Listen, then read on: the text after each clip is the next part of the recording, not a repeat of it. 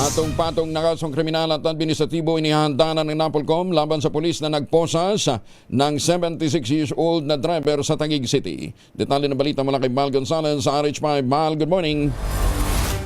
Good morning, Kuya Angel. Kumilos na ang National Police Commission Legal Service, maging ang IMIS o Inspection Monitoring Investigation Service para imbestigahan at sampahan ng kasong opresyon at paglabag sa Republic Act 7438 si Police Corporal Simeon Suwan.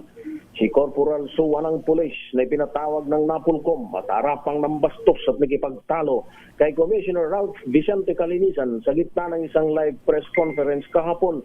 Sa record na hawak ng NAPOLCOM, ipinagtataka ni Commissioner Calinisan kung paano nananatili pa sa serbisyo si Suwan o itong si Suwan kabila ng sangkaterbang mga kasong kinakaharap.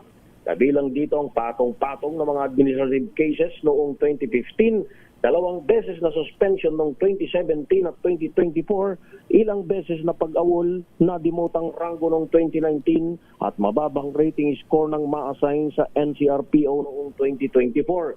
Kahapon sa gitna ng press conference na live sa FB page ng NAPOLCOM ay matapang na nakipagdiskurso ang korporal na mayroong legal background kay Commissioner Calinisan na isang abogado.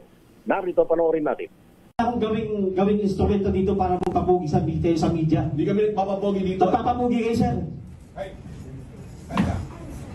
Alam mo, Corporal Suwan, kung ganyan ang mga klase ng police dito, I will be happy. The National Police Commission will be happy to dismiss these types of errant cops.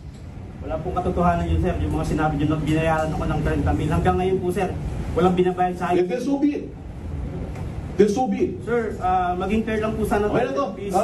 Bring Suwan. Maging fair lang po tayo, sir. Bring Ako si Val Gonzalez, DJ Raizo na sa Pilipinas.